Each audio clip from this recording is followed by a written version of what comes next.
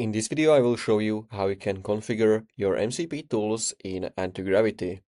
So every MCP server comes with multiple tools and you can exactly choose which one you want to enable or disable. So I'll show you where the list is, how to toggle tools and how you can reload the connectors so only the tools you need stay active. So let me show you how.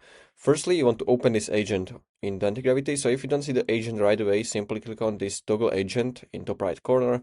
And we want to click on those three dots, additional options, and here you should see MCP servers. So I can open this.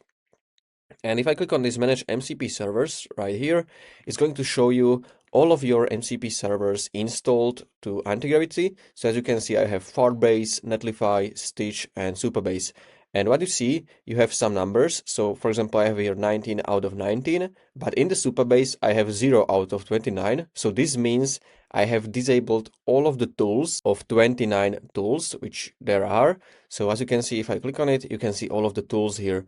And in this case, this MCP tool is completely disabled. So you can see it right over here, it's disabled. So if I enable it, it's going to enable all of the tools of this MCP tool. And you can see it's also showing me some kind of warning. To optimize agent, we recommend that up to 50 tools are enabled. So if you sum all of those tools, it should be over 50. So this means maybe we can run into some issues because we have a lot of tools here enabled.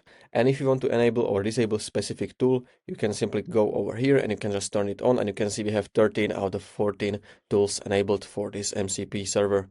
And to reload this connector or basically all of your tools, you just want to simply click on this refresh and it's going to reload everything. And this is going to be all for this video. If you found this video helpful, please consider subscribing for more tutorials like this one.